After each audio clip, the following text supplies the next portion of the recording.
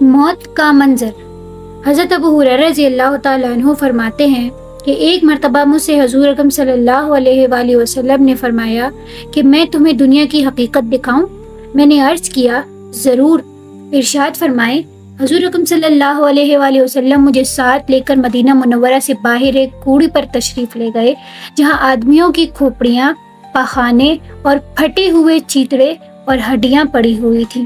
حضور اکرم صلی اللہ علیہ وآلہ وسلم نے ارشاد فرمایا ابو ہریرہ، یہ آدمیوں کی کھوپڑیاں، یہ دماغ اسی طرح دنیا کی حرس تھے جس طرح تم سب زندہ آج کل کر رہے ہو۔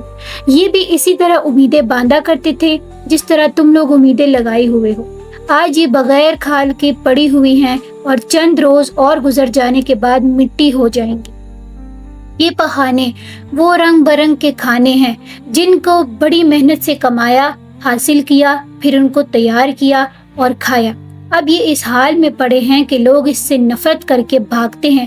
وہ لذیذ کھانا جس کی خوشبو دور سے لوگوں کو اپنی طرف متوجہ کرتی تھی، آج اس کا منتہا یہ ہے کہ اس کی بدبو سے لوگوں کو اپنے سے متنفر کرتی ہے۔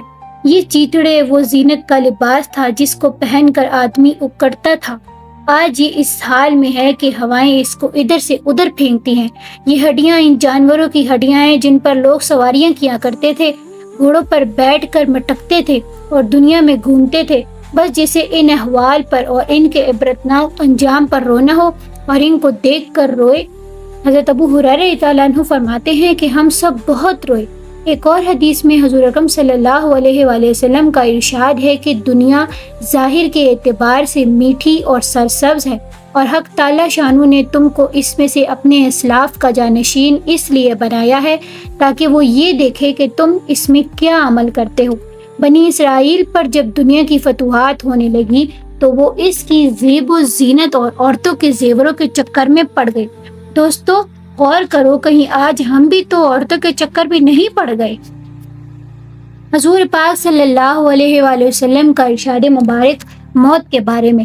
حضور اکرم صلی اللہ علیہ وآلہ وسلم کا ارشاد ہے کہ سمجھدار شخص وہ ہے جو اپنے نفس پر قابو رکھے اور موت کے بعد کام آنے والی چیزوں میں مشغول رہے، اور کسی کام کے لیے تیاری اس کے بغیر نہیں ہوتی کہ ہر وقت اس کا اہتمام رہے، اس کا ذکر تذکرہ رہے، اس لیے کہ جو شخص دنیا میں منہمک ہے اور اس کے دھوکے کی چیزوں میں پھنسا ہوا ہے، اس کی شہوتوں پر فریضہ ہے، اس کا دل موت سے بالکل غافل ہوتا ہے۔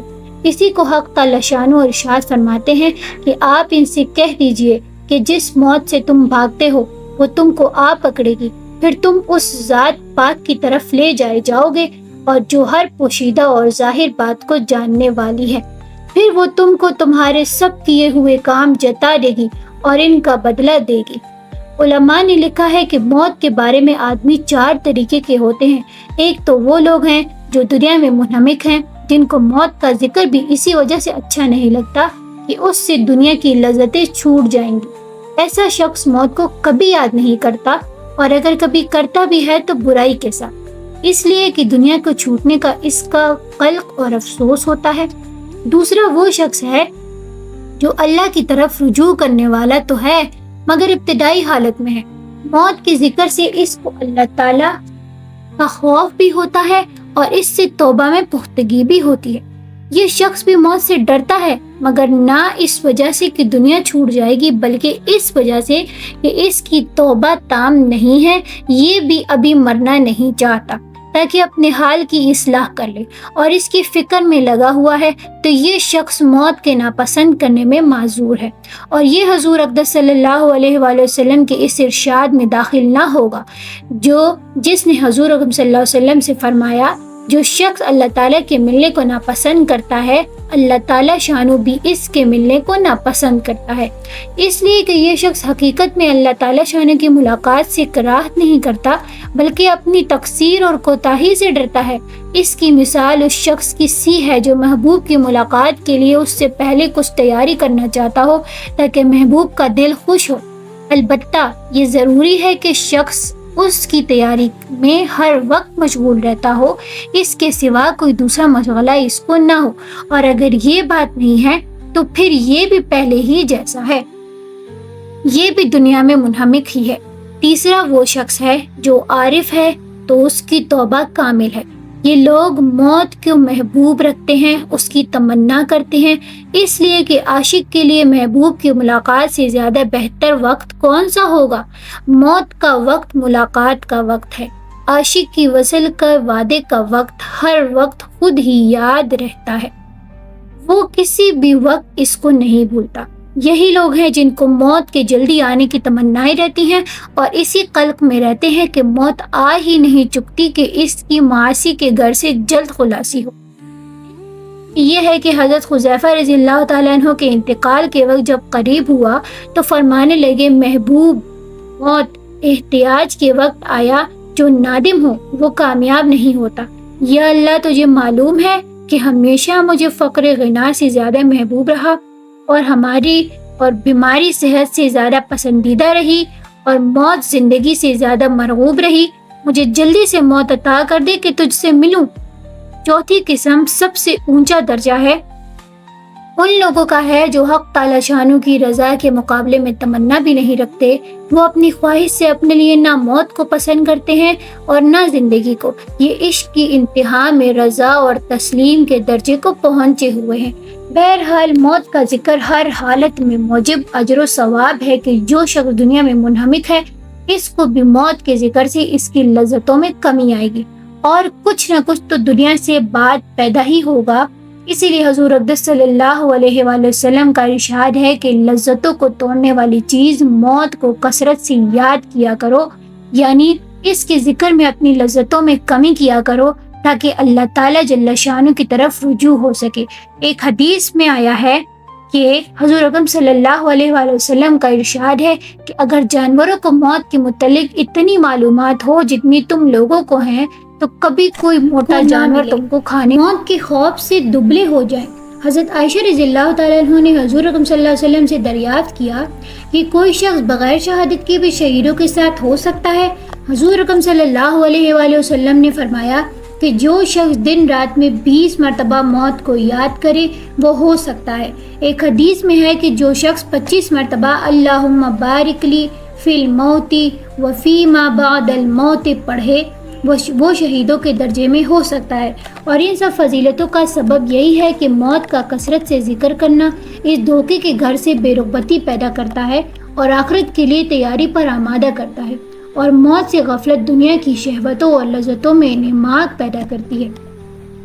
عطا خراسانی کہتے ہیں کہ ایک مرتبہ حضور اقدس صلی اللہ علیہ وآلہ وسلم کا ایک مجلس پر گزر ہوا جہاں زوروں سے ہنسنے کی آواز آ رہی تھی۔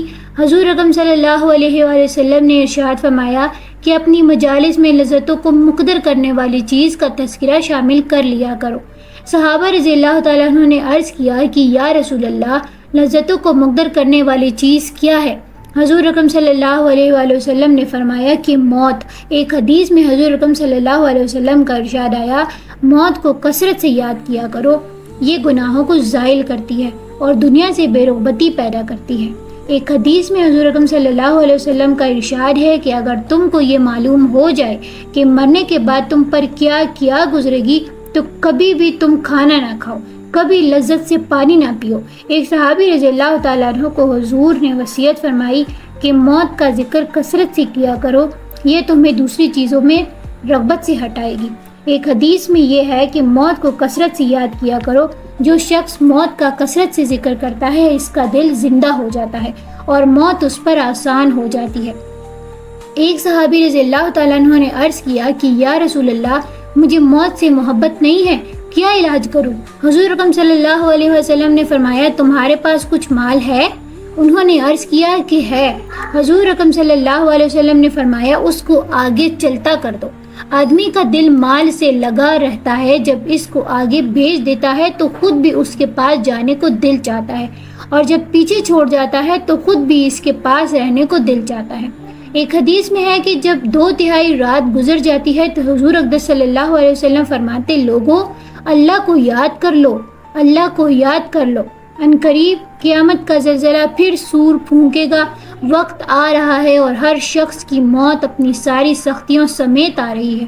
حضرت عمر بن عبدالعزیز کا معمول تھا کہ روزانہ رات کو علماء کے مجمع کو بلاتے جو موت کا، قیامت کا اور آخرت کا ذکر کرتے اور ایسا روتے جیسے کہ جنازہ سامنے رکھا ہو۔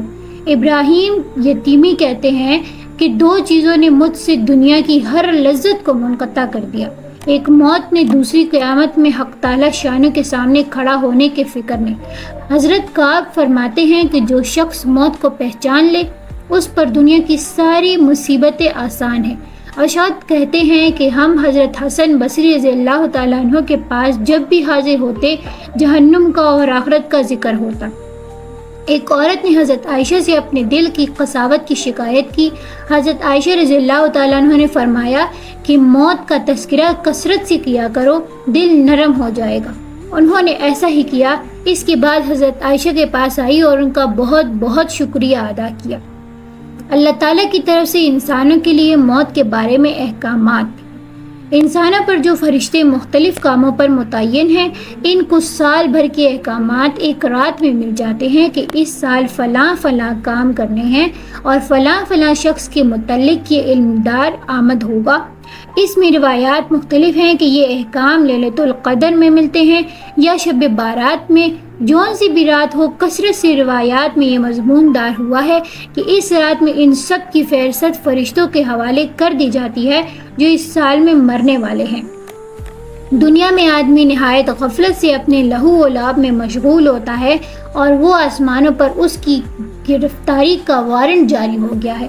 اس کی موت کا حکم صادر ہو چکا ہے جس میں نہ کسی سفارش کی گنجائش ہے نہ اپیل کی، نہ جو وقت اس کی موت کا تجویز ہوا ہو اس میں 1 منٹ کی تاخیر ہو سکتی ہے۔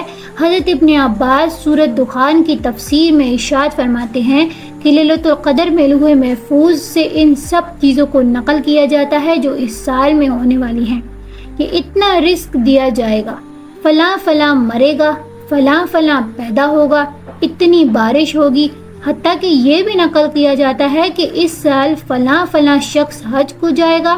ایک حدیث میں ابن عباس رضی اللہ تعالیٰ عنہ فرماتے ہیں کہ تو آدمی کو دیکھے گا کہ وہ بازاروں میں چل پھر رہا ہے لیکن اس کا نام اس سال کے مردوں میں لکھا جا چکا ہے۔ ابو نضرہ رحمۃ اللہ کہتے ہیں کہ اس سال میں رات کے سارے کام فرشتوں پر منقسم کر دیے جاتے ہیں۔ تمام سال کی بھلائی برائی، روزی اور موت، تکلیفیں اور نخروں کی ارزانی اور گرانی تمام سال کی دے دی جاتی ہے۔ حضرت اکرمہ رضی اللہ تعالیٰ عنہ کہتے ہیں کہ شب بارات میں سال بھر کے احکام طے کر کے حوالہ کر دیے جاتے ہیں۔ اس سال کے مردوں کی فہرست اور حج کرنے والوں کی فہرست دے دی جاتی ہے، نہ ان میں کمی ہو سکتی ہے اور نہ زیادتی۔ ایک حدیث میں حضور اکرم صلی اللہ علیہ وآلہ وسلم کا ارشاد آیا ہے کہ ایک شعبان سے دوسری شعبان تک جتنے مرنے والے ہیں ان سب کے اوقات لکھ کر دیے جاتے ہیں، حتیٰ کہ آدمی دنیا میں نکاح کرتا ہے، اس کے بچہ پیدا ہوتا ہے لیکن آسمان میں اس کا نام مردوں کی فہرست میں آ چکا ہے۔ حضرت عائشہ رضی اللہ تعالیٰ عنہ فرماتی ہیں کہ حضور اقدس صلی اللہ علیہ وآلہ وسلم شعبان میں کثرت سے روزے رکھا کرتے تھے، اس لیے کہ اس میں تمام سال میں مرنے والے کی فہرست مرتب ہوتی ہے، حتیٰ کہ ایک آدمی نکاح کرنے میں مشغول ہے اور وہاں اس کا نام مردوں میں لکھا گیا۔ ایک آدمی حج کو جا رہا ہے اور اس کا نام مردوں میں ہے۔ ایک اور حدیث میں ہے کہ حضرت عائشہ رضی اللہ تعالیٰ عنہ نے حضور سے اس کی وجہ دریافت کی کہ حضور صلی اللہ علیہ وآلہ وسلم شعبان میں روزے بہت کثرت سے رکھتے ہیں۔ حضور اکرم صلی اللہ علیہ وسلم نے فرمایا اس میں سال بھر کے مردوں کی فہرست بنتی ہے، میرا دل چاہتا ہے کہ میرا نام جب مردوں کی فہرست میں آئے تو میں روزے دار ہوں۔ ایک حدیث میں ہے کہ نصف شعبان کی رات کو حق تعالی شان ملک الموت کو اس سال میں مرنے والوں کی اطلاع فرما دیتے ہیں۔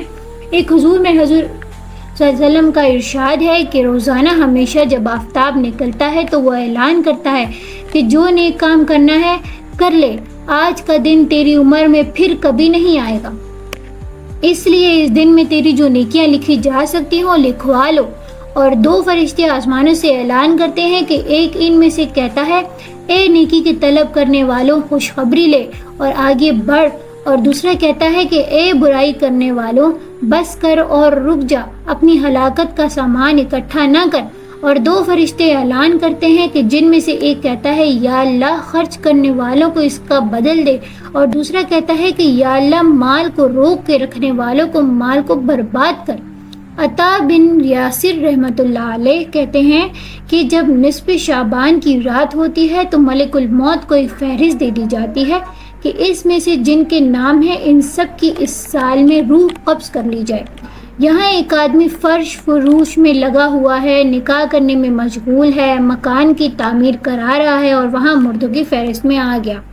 امام غزالی رضی اللہ فرماتے ہیں کہ آدمی مسکین پر اگر کوئی آفت، کوئی مصیبت، کوئی حادثہ، کوئی رنج، کوئی تکلیف، کوئی مشقت، کوئی خوف کبھی بھی نہ آئے، تب بھی موت کی سختی، نزع کی حالت اور اس کا اندیشہ ایسی چیز ہے جو اس کی ساری لذتوں کو مقدر کر دینے کے لیے کافی ہے، اس کی ساری راحت و آرام کو کھو دینے والی چیز ہے، اس کی غفلت کو ضائع کر دینے کے لیے اسی کی فکر بہت کافی ہے۔